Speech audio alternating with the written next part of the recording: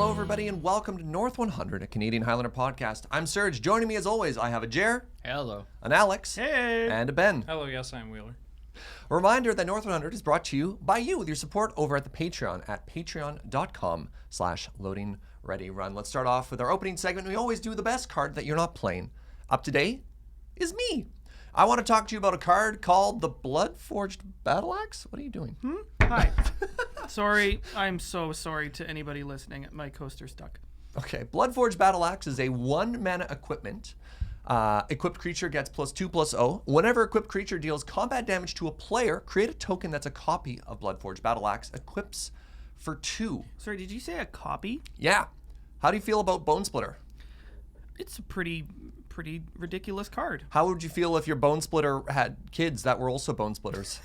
Cost one more. Yeah, but just kept going I like and going and The- going. It's like, you want some axes to go with your axes? The Wait, most. so the copies make copies? Yes. Yes. I see. So the most fun I think I had, the spiciest list I put this in was robots. Right? You got an academy in play? All of a sudden your axes are ramping you. Yeah, I mean they're ramping you. You're hitting Metalcraft with it. You're just like sacking them to shrapnel blast. Yeah, and it represents an interesting threat in a weird way. Like the math goes up there without having to overextend. You're one creature suddenly hitting over and over and over. You don't have to overextend into Control Mirror. I think this card's really interesting, and as it becomes more dangerous to play expensive non-creatures into counter magic or something like this is a sort of threat that can get in early, get in under the any disruption your opponent might have, and represents a very real clock. It's really good at turning Hover Mirror into a playable.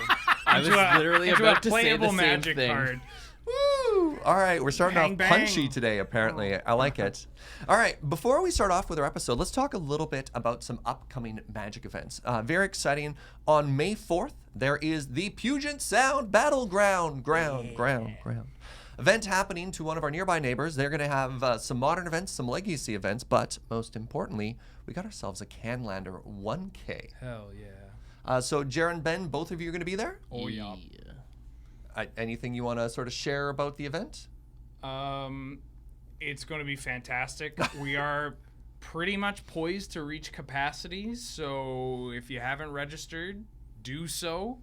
It's going to be sick. There's going to be a whole boatloads of Canadians coming over, like a bunch of Victoria locals. I think 4 out of 5, potentially 5 out of 5 councilors are going to be Ooh. there.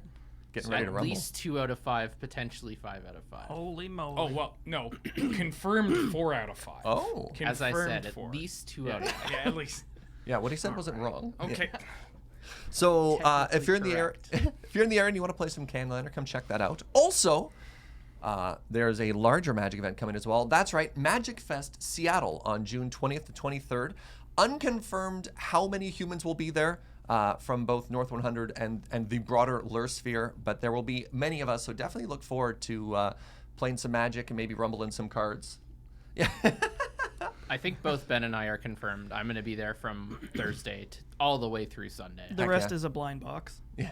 But there will be people from Loading Ready Run attending. Totally. Yes. Asterisk. All right, let's talk about what we're working on today. Today's episode is the War of the Spark set review, part 1.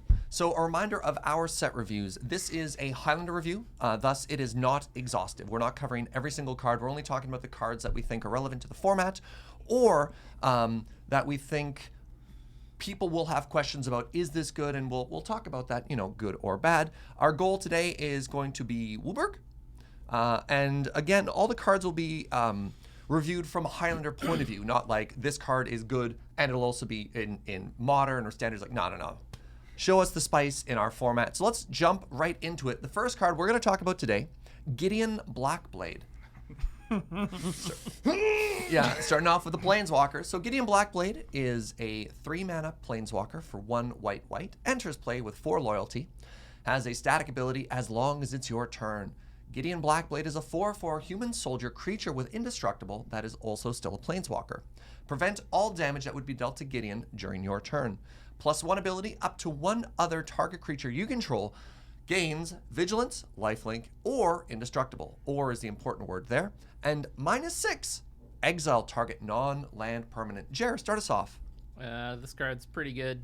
Probably going to be mostly a format staple, I think. This is very, very playable in terms of... Would you play a Planeswalker. 4/4 indestructible for 3? Yep. Sure would. What if it had like a whole bunch of other BS on it? I mean, if most of it's good, probably would still play it.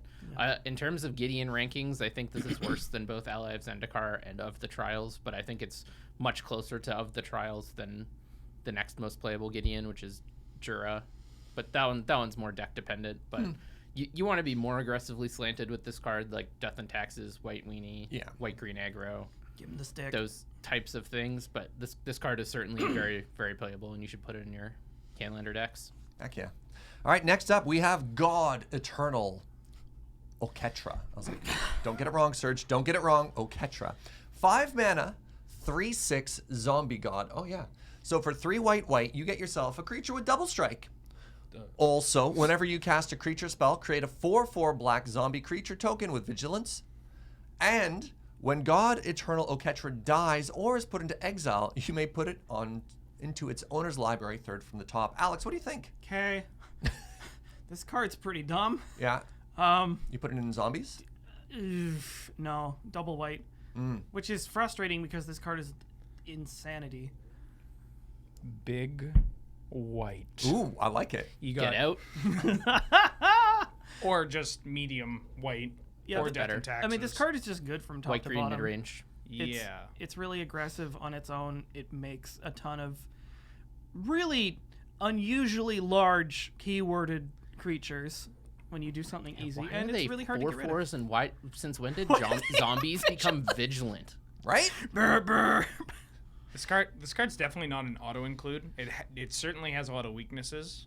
The fact that it has the put into exile is massive.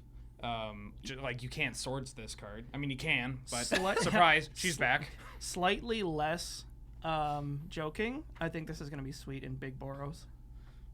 Yes, like a Mana Crypt, Soul Ring deck, whatever you want. Deck with multiple Moxen or Dorks. Like I was gonna say this card is so good with Mana Dorks because Mana Dorks power her out, and then if you draw more Mana Dorks, oops, they come with a 4/4. Yeah. oops. All right, let's move on to quite possibly the most unplayable card in the set. Tomek Distinguished Advocate. I mean, I don't like to use the words literally unplayable very often, but, you know, so it goes. Anyways, for white, you get a 2/3 with flying, legendary, huge downside. Lands on the battlefield and land cards in graveyards can't be the target of spells or abilities your opponents control. Your opponents can't play land cards from graveyards. It's not even symmetrical. Who would play this? I don't know. Wheeler, what do you think? We've come a long way from Leonin Skyhunter. Like this card, I've had to reread this card 3 times, and not because it has a massive name. It's just like something pops up over and over again. It's like, oh, it has 3 toughness. Oh, there's flying. Oh, there's also this other ability. What is it attached a to flying? I don't know. It's good. This card's really good, and like one thing that will pop up in a lot of these cards that we might not touch individually is that it's a legend that can get bounced by Caracas, but it's cheap enough that doesn't matter because it's only 2 mana and it's a 2/3. And your host, Serge. And it also stops your opponents from Dark Depths comboing because they can't target their Dark Depths with their own Thespian stage. Yeah. Which is something I missed the first Lands four on the times battlefield. I read the card. Oh my Wait a God. minute. And you can't target your Tolarian Academy with Manamo or Candle or Deserted Temple. True. This card's awful. This is It hoses High Tide. Get it out of here. Who did we piss off that they printed this card? Deathrite Shaman. It's because of Deathrite Shaman. All right. But then they I'ma banned play it. Deathrite Shaman.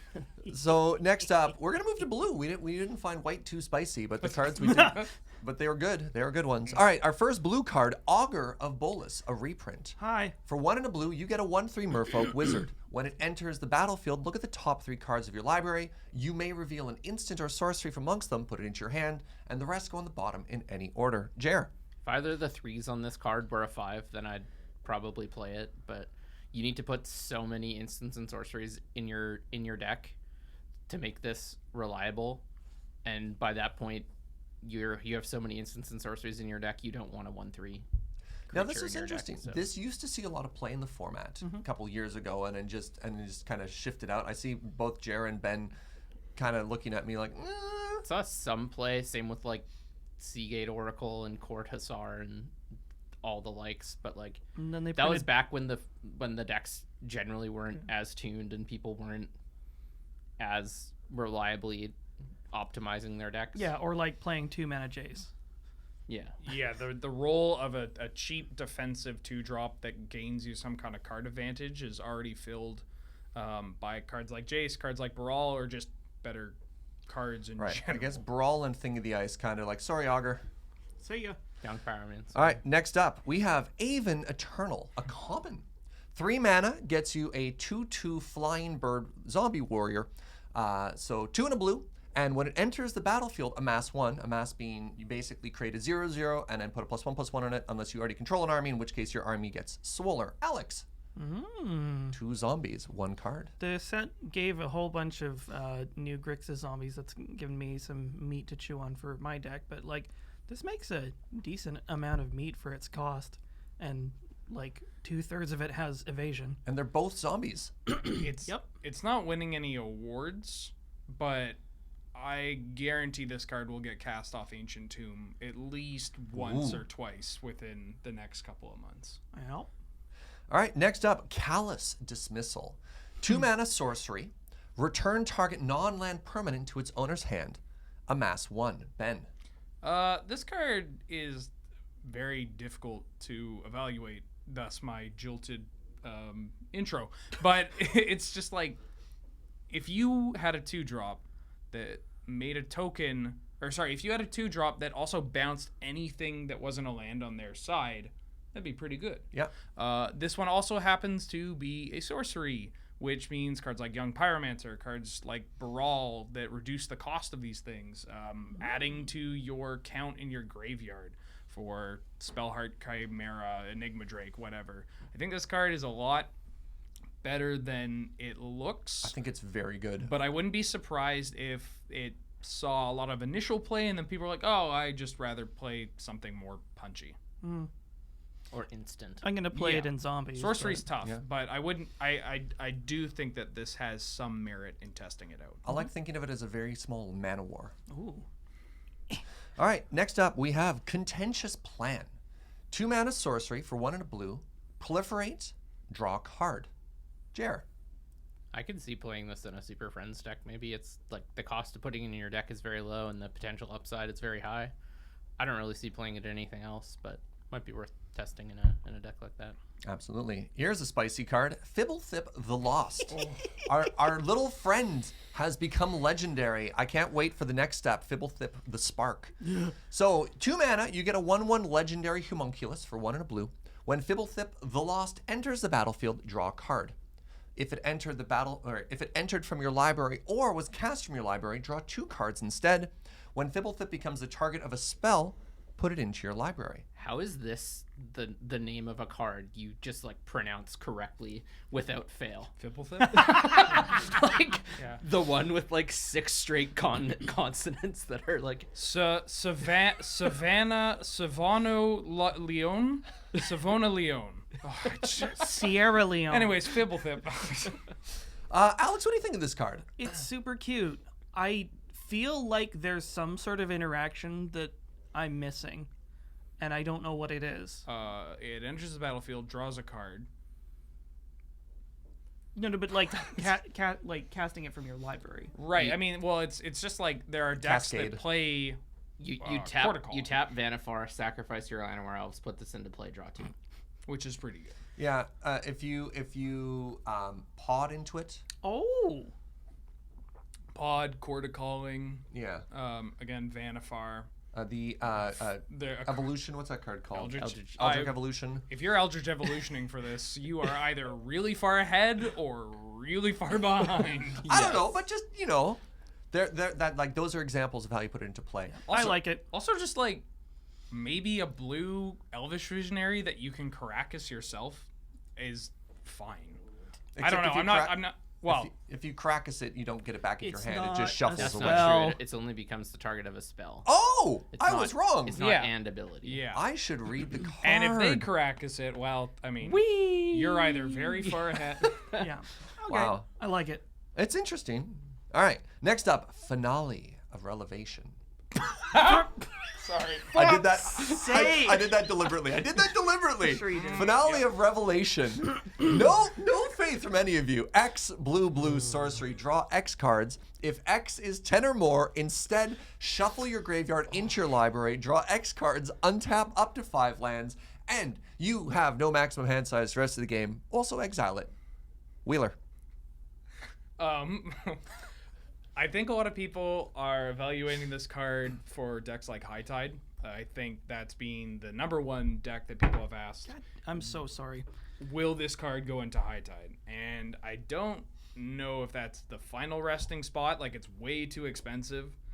You have to cast this for 12 to get the secondary ability. I could see casting this in just like a traditional Academy deck, maybe even Paradox Engine, or Heartbeat might be interesting. But even then, Heartbeat feels like you're not reaching that disgusting level of mana that Academy, Deserted Temple Academy can get. Sure. So, and like untapping 5 lands is going to be less relevant when you just have 1 mana doubler than if you had a land that added, I don't know, 8 mana by itself. Yeah, in terms of High Tide, also the fact that it's not an instant and can't target your opponent are also huge downsides It's for not a that win deck. con, yeah. Can't kill your opponent. All right, next up, Flux Chandler. 3 mana 2/2 human wizard for 2 and a blue. Whenever you cast a non-creature spell, proliferate. I'm giving you all the proliferate cards here, Jer. What do you think? Who added? Ben, what do you think of this card? I think this card, okay, having access to repeatable proliferate is very good. Proliferate is a mechanic that is very strong, that is not being attached to very strong cards, right? Or just big, clunky things. And I think that it would be a disservice to not include these cheap proliferate cards because we haven't really seen them exist. And so having a card like this where you have repeatable, cheap proliferate off of something that you're already going to be doing in decks that probably want to proliferate. Because it's not instant or sorcery, it's just non-creature. Yep, including other planeswalkers. Other planeswalkers, mana rocks that you're drawing late. Being a 2/2 is a little iffy. In fact, it's a lot iffy. But I don't know, I feel like with those decks, you can get a little greedy because they're struggling to deal with your planeswalkers from turn 2, turn 3. So you're thinking about this in Super Friends as well? Yeah, Super Cool. Friends, or like, I don't know, I got some weird stuff Ooh, I'm thinking about. all like, right. like maybe... I just wasn't sure where this would go. Like I just thought of like the cost of putting a 3 mana 2/2 in your deck in Super Friends was much higher than like the sorcery that cantrip. For Yeah, example. if the conversation for this card again, if you held it over like a couple of months of testing it, could very well just end with, oh, it was a 3 mana 2/2, not worth it. But I do think it is, at least at this point in time, worth to talk about because it's something we haven't really seen. yeah, Yeah. definitely. All right, let's give you a card more akin to your control tendencies, Jared. Let's talk about God Eternal Kefnet. 4 mana 4/5 legendary zombie god for 2 blue, has flying, and you may reveal the first card you draw each turn as you draw it. Whenever you reveal an instant or sorcery card this way, copy that card and you may cast the copy. That copy also costs 2 generic less to cast.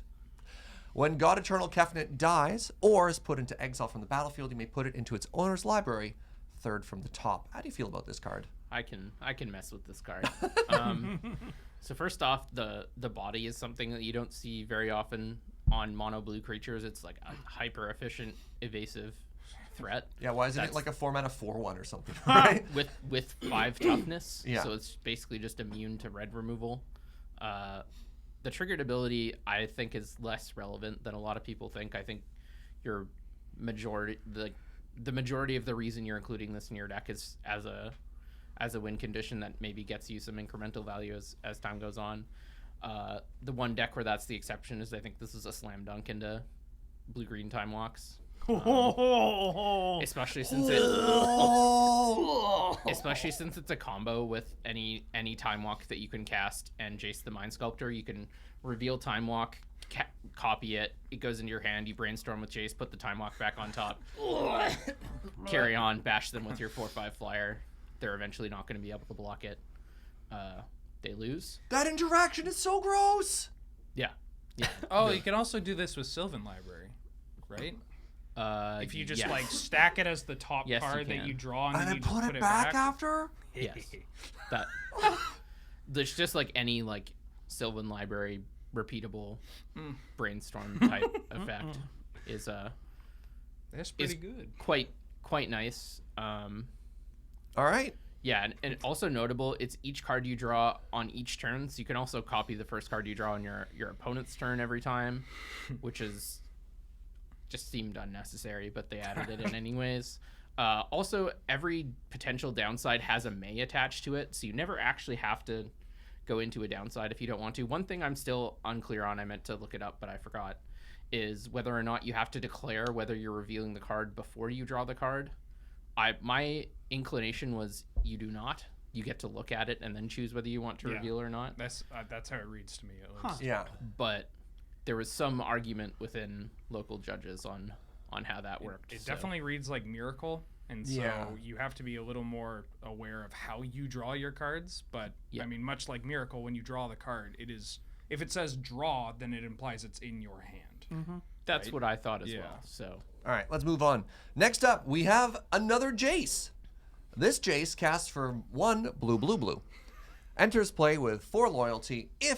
Has the static ability. If you would draw a card while your library has no cards in it, you win instead. +1 ability, target player puts the top 2 cards of their library into their graveyard. Draw a card. -8, draw 7 cards. Then if your library has no cards in it, you win the game. Alex, what do you think? I mean, it's another copy of Lab Maniac. That's about it. It combos with Demonic Consultation and Tainted Pact, which are very playable. Well, I mean, so does magic cards. So does Lab Maniac. Why aren't you guys hooting like a bunch of mandrills? But in terms of like playable magic cards, like this card actually provides you like lasting advantage, whereas Lab Maniac's just a doofy looking 2/2, which doesn't want to be in a combo deck. This card's one of my favorite cards of the set, and I think this card might actually start racking up more tournament victories than most other cards in here. Woof. Like the fact that you have access to a card that can very well just operate as a fair planeswalker in decks that are combo control decks, like Omnitel, variations of Omnitel, blue, black, just kind of like Jared said, the Consult Lab Maniac kind of shenanigans. Like, this card is nuts, in my opinion. Cool. The pips are certainly restricted, but for those decks, you're going to be base blue anyways. And filter lands go a long way to help with those as well. Oh, yeah. Does he have more belts this time? Yeah, this is JoJo Jace. Yeah. Like, he's got the ham on and everything, and he's got all these belts and zippers, and it's just great. They're not the Pillarmen, they're the Bellerin. So next up, Narset's Reversal. That was good. So blue gets you an instant. Copy target instant or sorcery, then return it to its owner's hand. You may choose new targets for the copy. Ben. Yeah, this card's pretty good. It's we've covered the Time Walk deck already. This is one of the main spots where I could see it. I could also see it in like High Tide. No, you don't want to copy your High Tide and get another High Tide? It's so expensive, and you have to tap the 3 mana before you've resolved a single High Tide. Like, you need to already have like so many lands in play. I think I'm all right with that. I think it's very win more in High There's Tide. been a lot of these 2-mana blue copy a spell effects, and I don't think I've ever seen one show up in a deck. Surprisingly strong. They're very strong. I think Split Decision's one of the most underplayed cards in the format. This also functions like a remand, except you can copy your opponent's spell. Well, you can either copy your own, or you could, copy the best card in their deck and try and tempo them for a turn. I mean, that's maybe more of an edge case. You're probably not building it in your deck for that reason, but there's the opportunity for counterplay there. Yeah, there are definitely a lot of awkward situations where if people are casting the Haymaker instant and sorcery, It's like, great, I will return your Armageddon to hand, and then oh god. Yeah. Well, no, you're like, bounce your Mind Twist back to your hand. You discard your own Mind Twist. Yeah, I mean that's pretty cool. I mean, it's more like cruel you. Yeah. It's very good against combo, I think, because it's very rare that a combo deck will go an entire game, or at least match, without casting a tutor, and it's very potent against tutors because you get to tempo return their tutor, get a counter spell for their tutor, worst case, or you can like go get your Mind Twist now that they're tapped out and twist them or something. So Okay. All right, let's it move has on. uses. Pardon me. Sorry. Sky Theater Strix. This is a 2-mana 1/2 for 1 and a blue. It's a bird. It flies, and whenever you cast a non-creature spell, it gets +1/+0 until end of turn. Chair. I actually think this card's really efficient and quite good. Well, there was in the what was it? The sort of like prowess deck. Storm Chaser Mage. Yeah, the one that does it get unblockable or does it just get evasion when you cast stuff? That one has haste and flying and prowess, and it's a 1/3, but it costs blue-red, so it's harder to cast. I was thinking of a 2-drop that gets unblockable and like +1/+0 whenever. Elusive Spell. That's the Fist. one. Yeah, So I mean, seems like another one of those. mostly. You're just loading up on redundancy. Yeah, this card's fine if you're playing like a blitzy style pump spell deck. Caca. Cool. Caca. All right, let's move on to black. The first card we're going to talk about.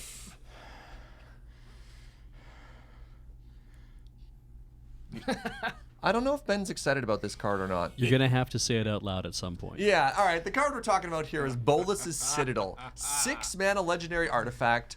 Ben is already cackling to himself over there. Costs 3 black, black, black. You may look at the top card of your library anytime. You may play the top card of your library. If you cast a spell this way, pay life equal to its converted mana cost rather than pay its mana cost. Rather than. Yeah. And tap and sacrifice 10 non-land permanents. Each opponent loses 10 life. Alex, why don't you tell me? Wheeler. I'm leaping over this table if that's happening. Go. Praise be to Yawgmoth. This card is definitely 6 mana. Yes. Definitely triple black. But thankfully, we have access to Dark Ritual, Cabal Ritual, Black Lotus, a variety of cards. And it being an artifact is pretty damn good. You can transmute artifact for this, you can reshape, you can tinker, you can wargate. Like this card, You can Goblin Welder it. fabricate for it. You can welder this bad boy. Like this card, I'm so excited. This was, as soon as this came out, I usually wait until the full set comes out before really diving into what cards can do, but no, Benny couldn't wait for this one. Being able to cast, like, just rip through the top of your library, similar to, a lot of people have been comparing this to like Ad Nauseam, but I don't think that's a fair comparison. Like, casting is so much more important for our format because of 20 life and, Yeah, I mean, you're casting the spells rather than drawing them. Yeah, that too. And yeah, I don't know how to talk about this card without just gushing and sounding like an idiot and going on for like 5 minutes. But I do want to comment that last line of text there is relevant. Are you going to be playing it with Angel's Grace or just like as a draw spell? I will venture into the Angel's Grace area, but I'm mostly going to be playing this with Zuranorb and just my life total. Oh, yeah. Yep. Sunbeam Spellbomb. Not bad. All right, well. All right, next up, Bond of Revival. 5-mana sorcery.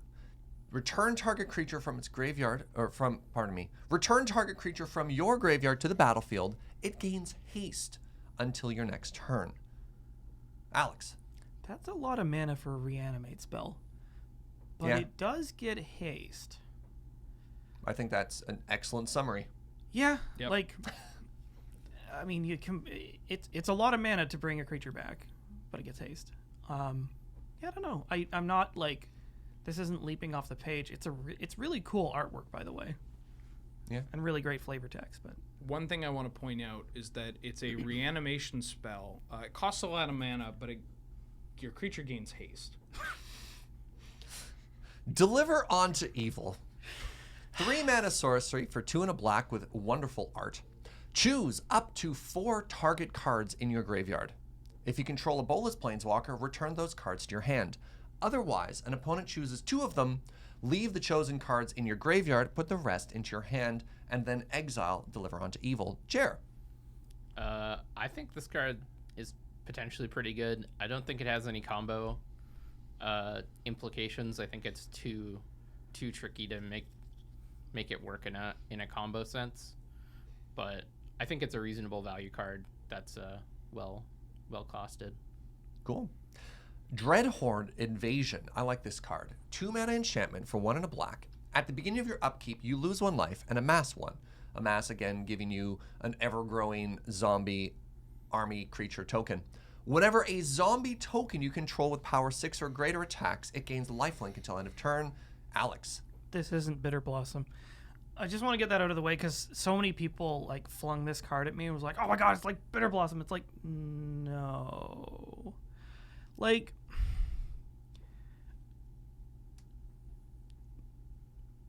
I want this card to be good, and I'll probably end up testing it in zombies anyway, but as far as I am concerned, the creatures that creature singular that it makes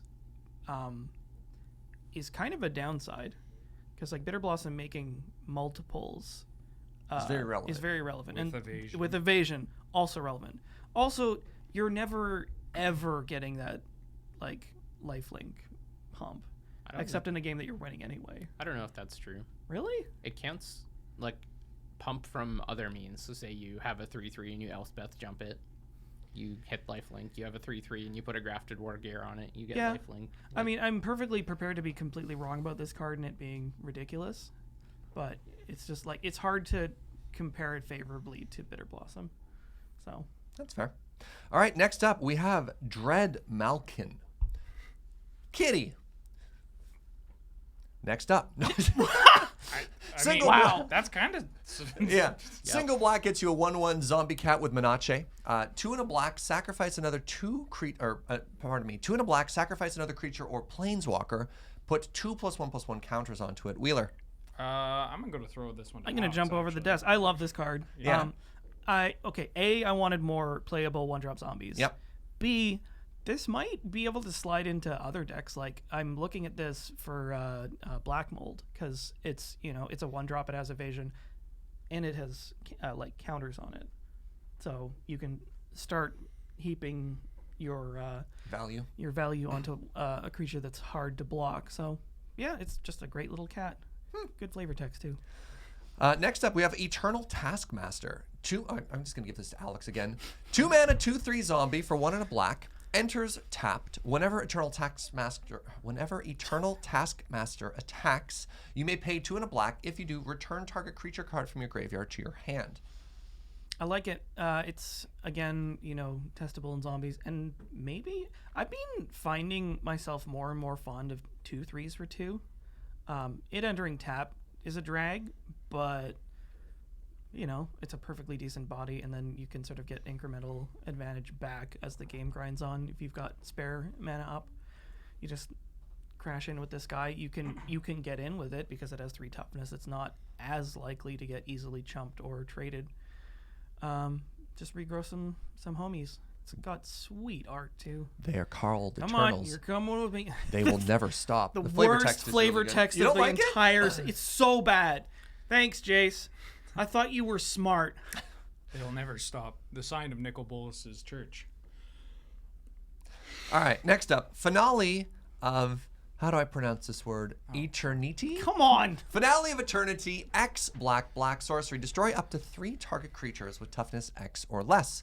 If X is 10 or more, return all creature cards from your graveyard to the battlefield. Wheeler.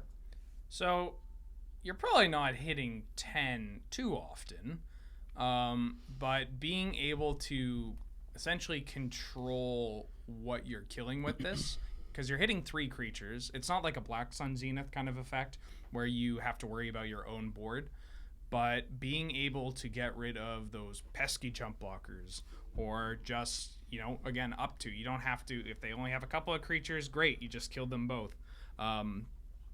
Is pretty flexible. Yeah, like casting this for 3 or 4 seems quite good because it's always going to be a 3-for-1. Yep. Yes. There are a bunch of decks like Black has a lot of fast mana available to it, so it's also just not, if you put out enough creatures and then you just clear their board with another board wipe while you've developed, I don't know, a Kalitas, a Phyrexian Obliterator, whatever it may be, that seems pretty good.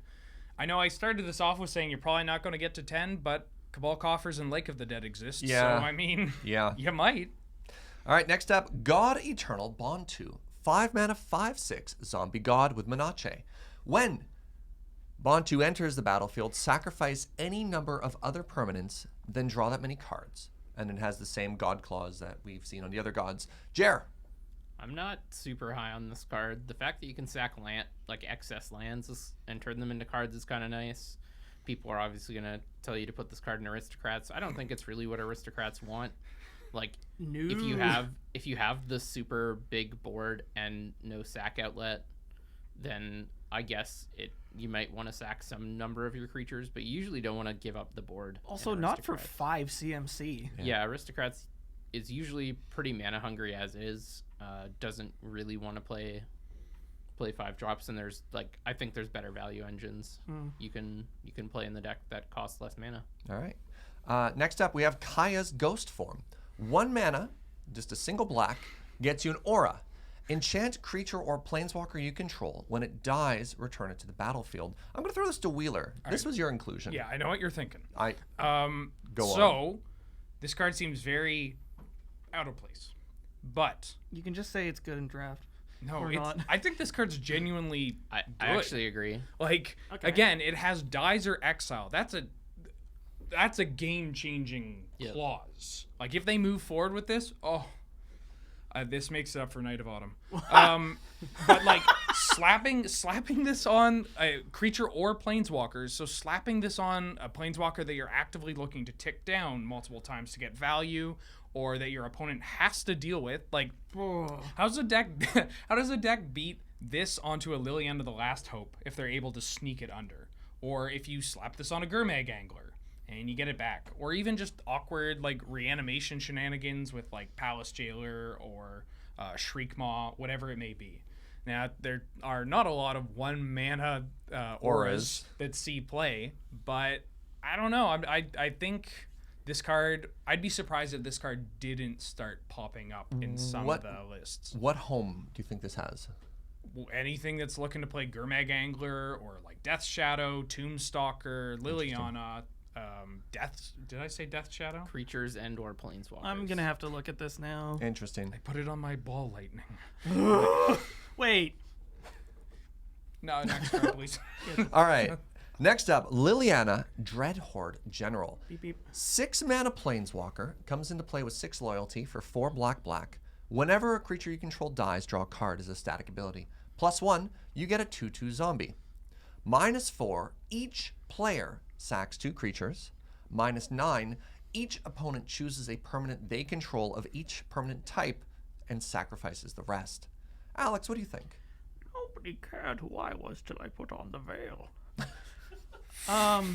That's a lot of mana for Liliana. Yep. Does a lot of stuff. I think she's really good. Yeah, this. I'm trying to compare it to the 5-drop version that got printed recently, because they both have the same make zombie ability. Well, the similar zombie ability. How relevant do you think the static ability is? Are you playing this in a creature deck? Is this a finisher in a control shell? Well, it's any creature. Could which be either. No, it's it's whatever creature you control. Well, no, but it's It counts the zombie importantly tokens. token creatures. Yeah. So that Better Bossman to Phyrexian Arena. yeah, you know what? This is going to be really great alongside all your Sorens that are making vampire new life. tokens. So then that's just more value. Okay, yeah. Orzhov hard control. I could also Get see it this in. going into the rock, either the planeswalker or the creature version. Yeah. Just sack your Nissa plant tokens or whatever, draw a bunch of cards. All right, that's spicy. I like it. Speaking of Lily, why don't we talk about their triumph? 2 mana instant for 1 and a black. Each opponent sacks a creature. If you control a Liliana Planeswalker, each opponent also discards a card. I think we're up to Jer now. This card is better than Diabolic Edict. I can't think of a time when I have Diabolic Edicted myself in Highlander. I'm sure it might come up like 1 in 100, but I think more often than that I'll have a Liliana in play when I get to cast this, and then it's just max value. So Yeah. probably Nice. play this over Diabolic Edict. And the final black card we're going to talk about today, Massacre Girl. 5 mana, 4/4 legendary human assassin for 3 black. Also has Menache. When Massacre Girl enters the battlefield, each other creature gets -1/-1 until end of turn.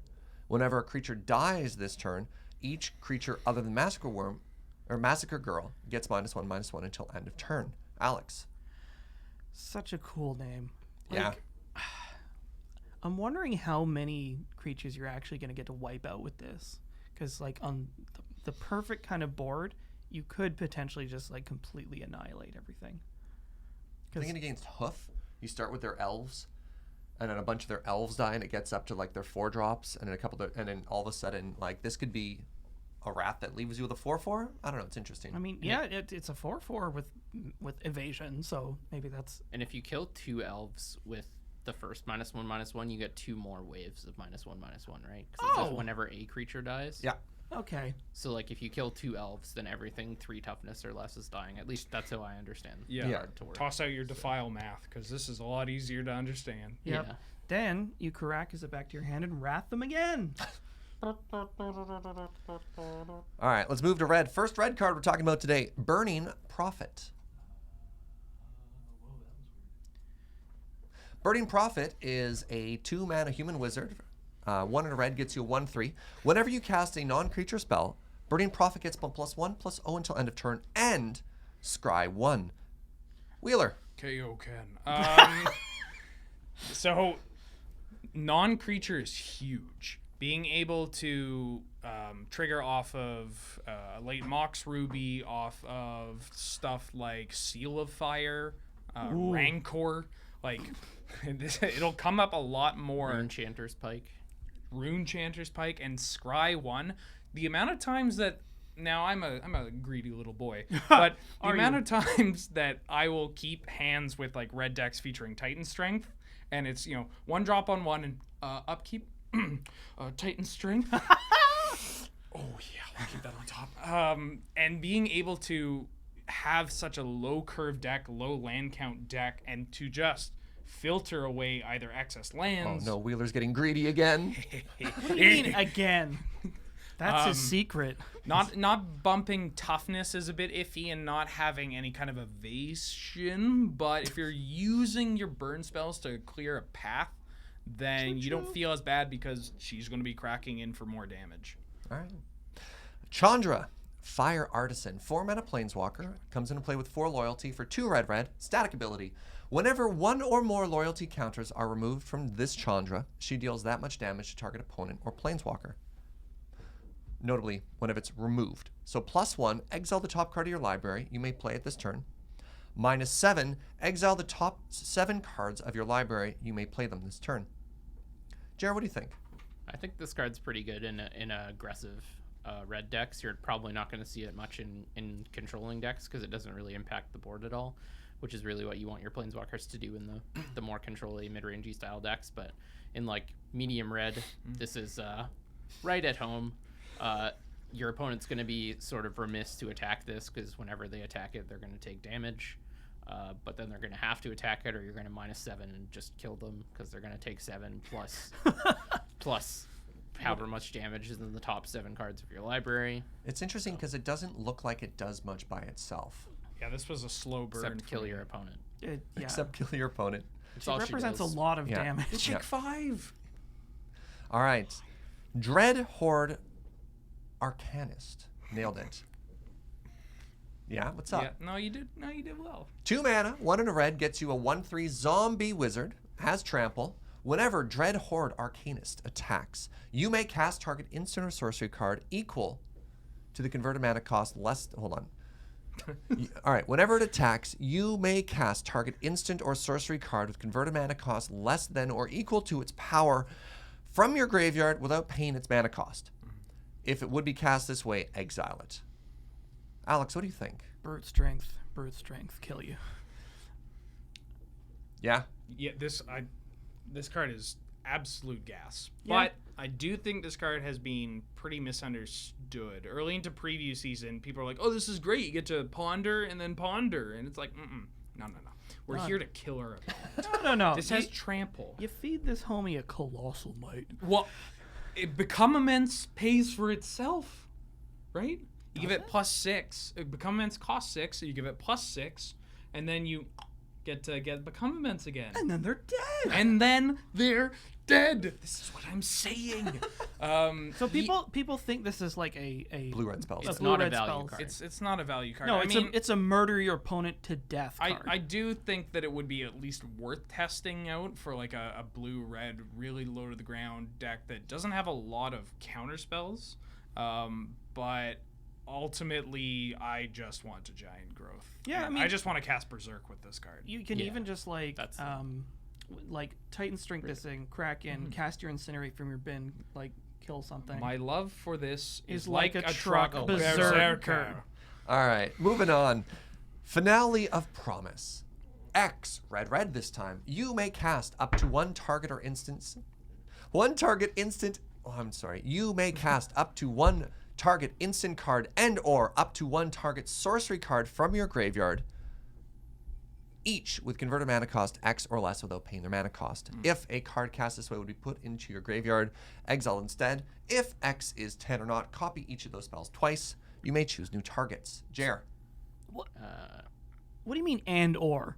Yeah. Yes. I actually don't think this card is very good. I think it's too big and clunky, and there's too much setup required. Like, there's obviously scenarios where you pay 4 mana and you get like a removal spell and a hand attack spell, or a cantrip and a removal spell, and that's like reasonable 2 for 1. But you can already get that for 4 mana at instant speed, let alone sorcery speed. So maybe I'm missing something, but I'm super into this card. All right. With Time Walk, like in like a rug kind of heartbeaty curb your enthusiasm like Time Walk deck.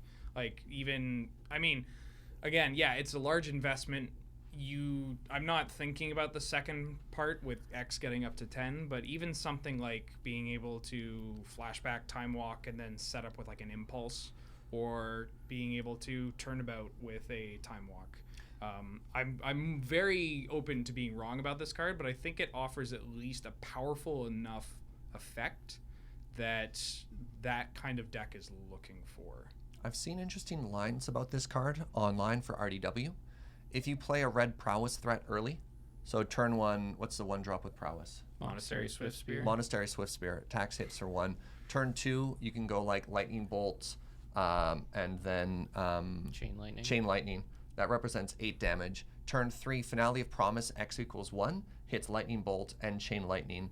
And you've actually cast 3 spells, so you get more and more prowess off it. This statement has 2 parts. 1, and you called me greedy? No. And 2, So- I'm so into this. So that's a better line for something like Legacy, where it's a lot more. You're much more consistent. You don't have 100 cards. Yeah. You can put 4 of each of those, and make it work. But it represents a ton of damage on sort of prowess threats and those low curve things. I mean, this card could be a good cleanup spell, right? Like, I don't think it's out. When you play red, trust, even if you're on like 24 lands, you are going to hit 4. You're going to hit 5. Yeah. And this is the kind of card that you would want in those situations, because if you're hitting that much mana, you really need it. Your opponent's probably pretty low, or you're already losing the game, and then you can just pack up your things. But if they're pretty low, then this could be the final push to really take it over the edge. You could say the finale. Well, I'm about to leave. But even casting this for 3, like you said, like, the more I think about it, yeah, if I'm just casting this to, like, Wild Slash someone and Reckless Abandon again or whatever. But, yeah. All right. What do we got next? Next up, Grim Initiate. 1 mana, 1 red mana gets you a zombie warrior 1/1 with first strike. When it dies, amass 1. Alex, I love him. why? It's 2 bodies. Nice. Also, it's a zombie, and how dare they print red zombies, making my deck building choices more difficult. It's also a warrior. Yeah, it's 2 bodies. One of them has a keyword ability. Great. Awesome. All right, next up we have Heartfire. Heartfire is a 2 mana instant for 1 in red. As an additional cost to cast the spell, sacrifice a creature or planeswalker. Deal 4 damage to any target. Ben. Arcane Power, Presence of Mind, Pyroblast. This card is a kind of a reckless abandon. 2 mana is a lot, but being able to do this at instant speed, and because you have such a density of creatures in red decks that you don't care if they live or die, like Footlight Fiends, Goblin Arsonists, whatnot, stuff that kind of faded out of meta, but I think I've been actually enjoying including those cards in red lists recently. Sacrificing a Planeswalker, probably not coming up, but I think this is a neat little burn spell that is worth trying out. Next up, we have Illhargh, the Raise Boar.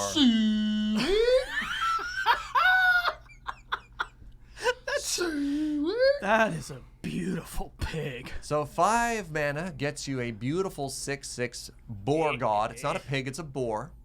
Have some respect. Costs 3 red, has trample, and whenever Illhargh Raise Boar attacks, you may put a creature card from your hand onto the battlefield tapped and attacking. Return that creature to your hand at the beginning of the next end step. That's right, you don't even have to sacrifice it. And it has the God Clause. Jer. I don't think this card is as good as either Oketra or Kefnet, but I think it's still playable. Definitely better than Bontu.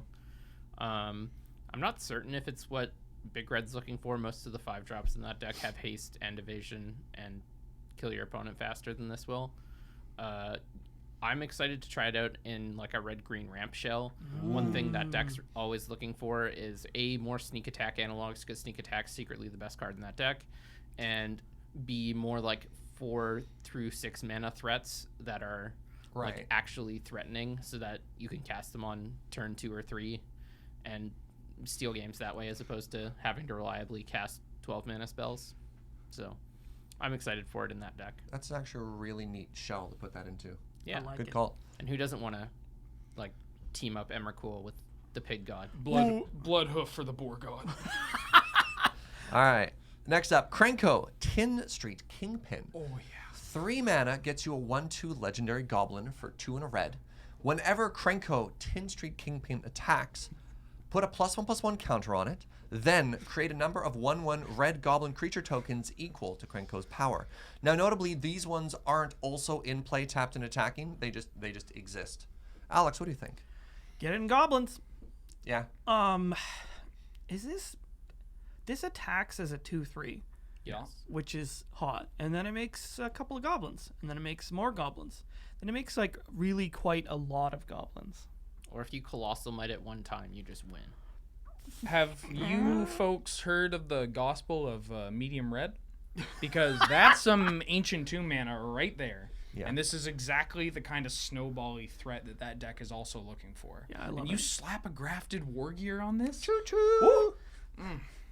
This bad boy can fit so many goblins out of him. Jesus. And he's even holding a Chrome Mox. Yeah, Is he? Yeah. Yeah. Oh, yeah. He's like, cast me with this. And he's even holding all the prizes I'll get from casting this card in medium red. Yeah, and just like low-key tokens.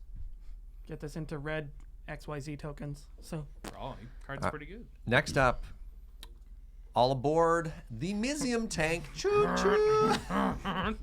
3 mana, 1 red gets you a 3/2 vehicle. Vehicle has trample, and whenever you cast a non-creature spell, Mizium tank becomes an artifact creature and gets +1/+1 until end of turn, or crew 1, Wheeler. I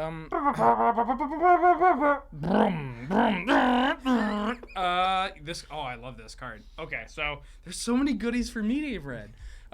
3 mana, 3/2 trample. That's great. Trample is nuts for this kind of card.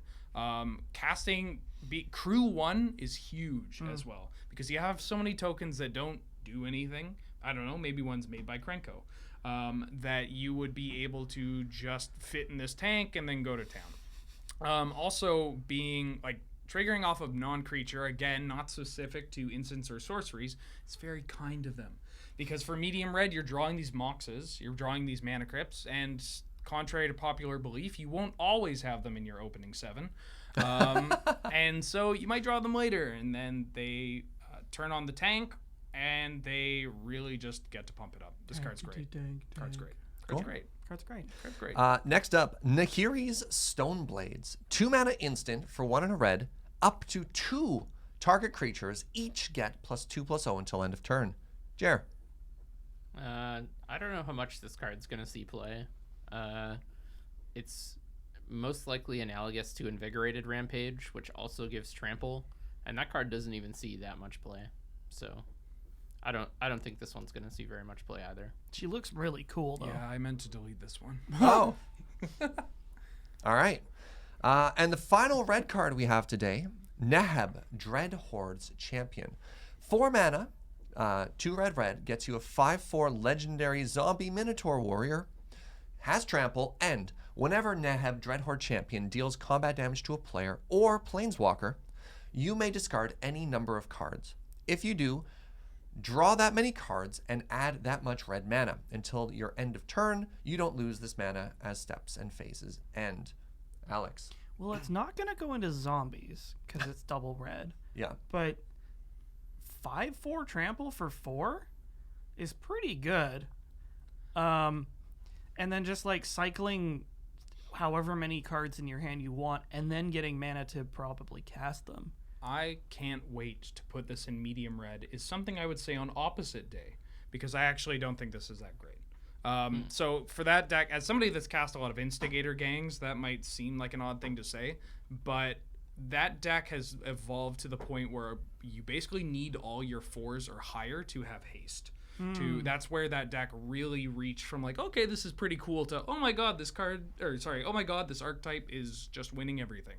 And being a legend, again, we've talked about Caracas. Yeah. Very much a real cost at 4 when you the slot that this card should be, or that would be occupying, is you're like kicking out an already powerful hasty 4-drop. Yeah. Oh well. I actually don't have anything to add to that. So I think, unfortunately, we might have to call it here. Where the goal was to get to a full Wooburg, but with time constraints, we're probably going to have to save the in Wooburg. The set's just so good. There's so many The cards set to is talk so about in this good. set. It's stacked. So we'll have to, we'll keep green, gold, artifacts, and land for part 2, which we'll be recording next week, so you don't have to wait very long, dear viewer, and see how that goes. Quick stretch for time while I bring up my other document. I do want to mention, and I'm not just filling time here, I keep a catalog of every set that's ever been released, and I have a percentage of how much of that set fits into my personal Is playable. Canlander collection. You're really generous Yes, about it. playable is very loose definition, but even if you subtract the more lenient inclusions for War of the Spark, it's either the second or the third best set percentage-wise Ever? Behind for the which 2 format. sets? It's like one of the Time Spiral sets, and I think Beta, Alpha, Unlimited. Okay, that's You know you're going to have to share this now. You know the viewers going to be it's publicly available through, and we can include it in the description. But yeah, this set is absolute gas. I like Yes. it a lot. All right, well, let's go to our closing segment, Powerful Magic. Up today to regale us with tales of magical woe and woo, we have Jer. Yeah, I have another story from Magic Online Canlander. I've been playing a bunch, trying to test out the London Mulligan because it's up on Magic Online, and to hype more people into getting in on Magic Online. We have a super growing community, so good way to get in games. So I was playing against one of my regular viewers. They're known to play some spicy brews, and they found one of our old co-hosts, Liam Coughlin's spicy brew. So they were playing Oh, no. Dragonstorm with Scape Shift and a bunch of draw 7s. I didn't really understand what was happening game 1, so I got Scape Shifted out of nowhere. I was playing Bug Reclamation. Then in game 2, I just was casting all my draw spells, was finding only removal spells, lands, the classic Blue Mage problem. You're just I know there's counter spells in here, where are they? So we ended up with a turn where I had 2 lands and a Consume the Meek in hand, and I just past the turn because I was like, all right, we got to look scary. Oh no. I had Field of Ruin up, so maybe they wouldn't try to escape shift me. And sorry, I had a remand maybe, or maybe I flipped a thing in the ice with a spell, and I returned an Eternal Witness to their hand. And earlier in the game, they had cast a Rude Awakening to try to untap their lands, which I was able to miscalculate. But I'd returned this Eternal Witness. So on their turn, they cast Eternal Witness and had 8 mana left over. They returned Rude Awakening with Eternal Witness, and they entwined Rude Awakening. And Rude Awakening is a 5-mana sorcery with 2 modes. You can either untap all lands you control, or all lands you control become 2/2 creatures until end of turn. It has entwined for 2 and an additional green, so for 8 mana total. So they chose to entwine the Rude Awakening, which would more than have killed me. But I had Consume the Meek, which is 3 black instant, destroy all creatures with converted mana cost 3 or less. So I just got to Consume the Meek my opponent after they entwined a Rude Awakening. And Awfully nice of you to send your viewers into the Shadow Realm like yeah, that. they That hurts. Oh, I hear you like one-sided get-ins. I won that game. And you're sitting there, you're like, I don't have any counter spells. Bluff, bluff, bluff, bluff. And your opponent's like, Well, I'm like talking to my chat. I'm like, we're so dead. Like they can do anything. And then I'm like, wait, I hope they get back Rude Awakening with this Eternal Witness. And then they did. And I'm like, entwine it. My chat's like, no, they're just going to untap their lands. And then they tapped 8 and they entwined it. I'm like, it's happening. That's amazing. Yeah. That's ridiculous and amazing. Just like ashes. Got maximum blowout with a card that should have been just like stone dead in the matchup. Yeah. Well, friends, thank you so much for watching today. A reminder with all of our set reviews, if you have any questions on cards you think we've missed or that you want us to talk about, put them in the comments down below. We'll take a peek, and yeah, I'd love to hear your thoughts and everything like that. Another quick shout out reminder, we're going to be at Puget Sound on May 4th. We're also going to be at Magic Fest Seattle between June 20th and 23rd. We being a very broad, loose term to represent maybe the people in the room, maybe not, but Loading Ready Run in general will have a presence at these events. Also a reminder that everything that we do over here is brought to you by you with your support over at the Patreon at patreon.com/LoadingReadyRun. Thank you very much, and expect the next set review in about a week. Have a good one, and goodbye.